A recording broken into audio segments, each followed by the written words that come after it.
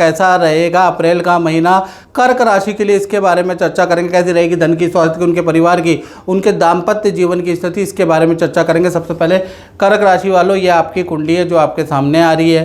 पहला चीज़ देखा जाए तो द्वितीय भाव में केतु विराजमान है, तृतीय भाव में चंद्रमा विराजमान है, राहु मंगल बुध की युति आपके अष्टम भाव में बैठी है, देख लीजिएगा। सूर्य और शनि कहीं ना कहीं देखिए युति 12 नंबर पे यानी कि 9वें भाव में, शुक्र आपके 10वें भाव में और बृहस्पति आपके 12वें भाव में। अब ये तो आपकी मंथली कुंडली होगी। और जैसा कि मैंने पहले बोला कि शुक्र में तेल लगाने पे मालामाल हो जाओगे। मित्रों, ऐसे बहुत सारे फ्रॉड पॉडकास्ट आपके सामने आते ही है। आप ये उपाय करते हो और आपको रिजल्ट नहीं मिलता। देखिए गीता में साफ साफ लिखा है, कर्मण्येवाधिकारस्तु मा फलेषु कदाचन।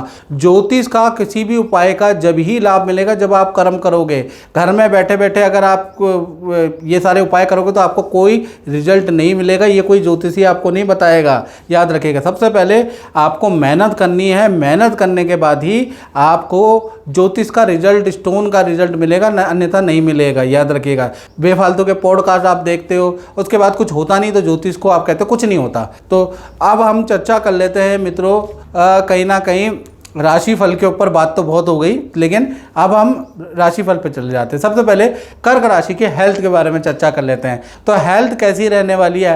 हेल्थ के स्वामी चंद्रमा है। चंद्रमा कहाँ बैठे हैं? चंद्रमा तृतीय भाव में बैठे हैं। तो कहीं ना कहीं देखा जाए तो आधा महीना बहुत अच्छा नहीं है हेल्थ के लिए। 1 से लेकर 15 अप्रैल तक टेंशन में रहोगे। माता पिता से टेंशन, भाई बहनों से कुछ वाद विवाद, कुछ पेट की खराबी आपको रहेगी, कॉन्स्टिपेशन, गैस, एसिडिटी की प्रॉब्लम रहेगी, कुछ रात को नींद नहीं आएगी, सर में दर्द, आलसपन, कुछ ना कुछ कर्क राशि वाले जातक जातिका के साथ लगा ही रहेगा। किसी का तो मूड ही खराब, किसी में गुस्सा बहुत ज़्यादा बढ़ रहा है। चंद्रमा जो वीक है, चंद्रमा यहाँ वीक हो गए तो आपको ये दिक्कत रहेगी 1 से लेकर 15 अप्रैल तक। 16 तारीख से लेकर और 30 अप्रैल आपका ठीक है, यहाँ से आपका मूड ठीक होता हुआ नजर आएगा। उससे पहले तो बहुत ख़राब है और बहुत ख़राब रिलेशन हो भी सकते हैं।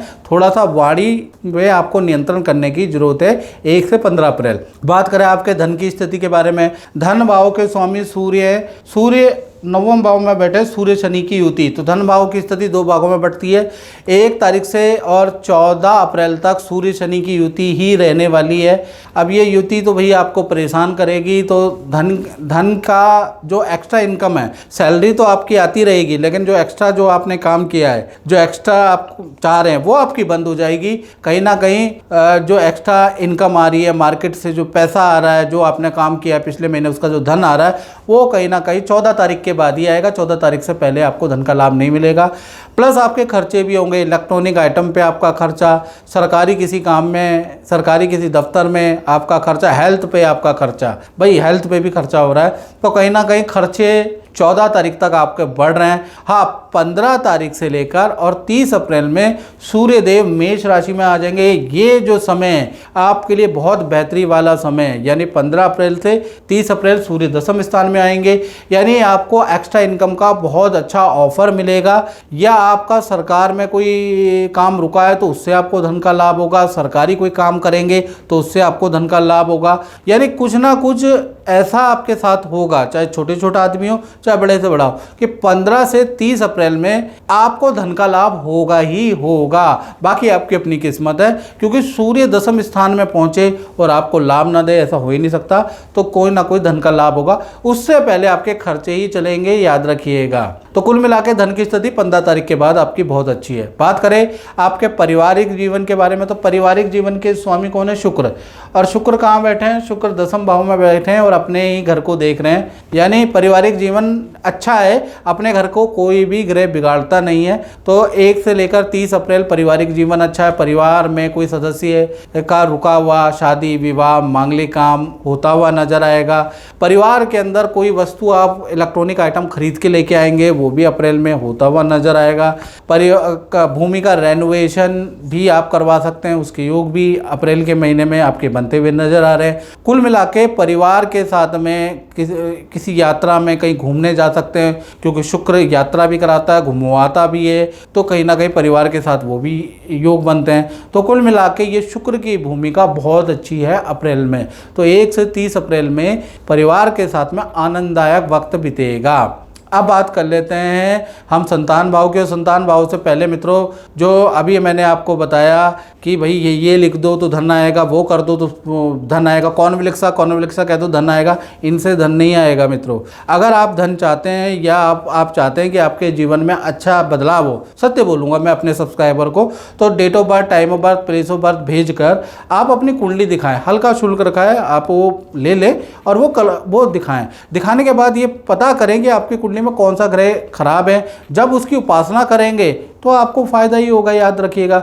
बाकी फालतू के यूट्यूब में और पॉडकास्ट देखते रहोगे, कुछ नहीं होगा, याद रखिएगा। चलिए आप बात कर लेते हैं कहीं ना कहीं संतान के बारे में। तो संतान चाहे छोटी हो, बड़ी हो, चाहे विद्यार्थी हो, अप्रैल का महीना कैसा रहेगा? तो अप्रैल के जो संतान भाव के स्वामी हैं वो है मंगल। मंगल कहाँ बैठे हैं? अभी अष्टम भाव में बैठे, याद रखिएगा।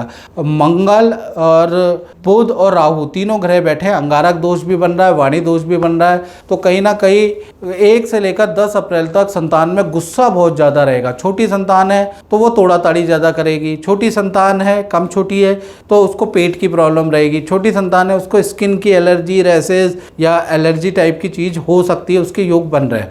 बड़ी संतान है, उस पर गुस्सा ज़्यादा होगा, तोड़ा ताड़ी ज़्यादा करेगी, गुस्सा ज़्यादा करेगी। तो 10 अप्रैल तक छोटी बड़ी संतान से कुछ ना कुछ टेंशन दिखती रहेगी आपको। और 10 अप्रैल तक बड़ी संतान को वाहन भी नहीं देना है। वाहन से थोड़ा सा एक्सीडेंट के योग भी 10 अप्रैल तक नज़र आ रहे हैं। हाँ, 11 तारीख के से लेकर 30 अप्रैल के बीच में ये युति चली जाएगी। मंगल यहाँ अष्टम भाव से निकलकर 9वें भाव में मीन राशि में आ जाएंगे, रोचक योग बनाएंगे। तो संतान का विद्या करियर में बहुत अच्छी सफलता उनको मिलेगी। संतान से संबंधित कोई ना कोई खुशखबरी उनके काम से, उनकी विद्या से, उनकी करियर से संबंधित आपको प्राप्त होगी। तो वेट एंड वॉच करें। 11 से और 30 अप्रैल संतान के लिए अच्छा ही है। उससे पहले थोड़ा सा प्रिकॉशंस आपको संतान में बरतनी होगी। अब बात कर लेते हैं कर्क राशि के करियर और जॉब के बारे में। तो करियर और जॉब के स्वामी कौन है? गुरु।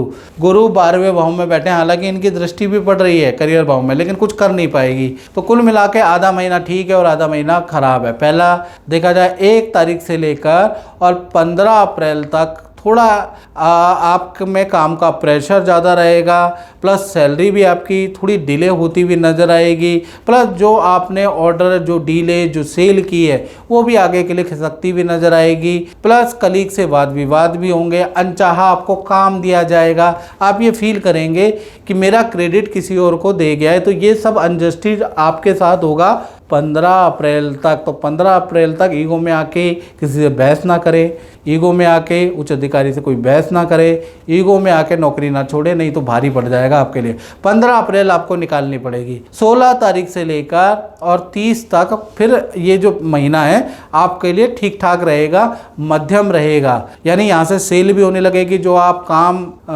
में जो प्रेशर में जो सेल नहीं हो पा रही थी, कुछ सेल आपकी होगी, जिससे कि थोड़ा बहुत आपको रिलीफ आएगा। कुल मिला के अप्रैल का महीना नौकरी वालों के लिए बहुत अच्छा तो नज़र नहीं आ रहा है।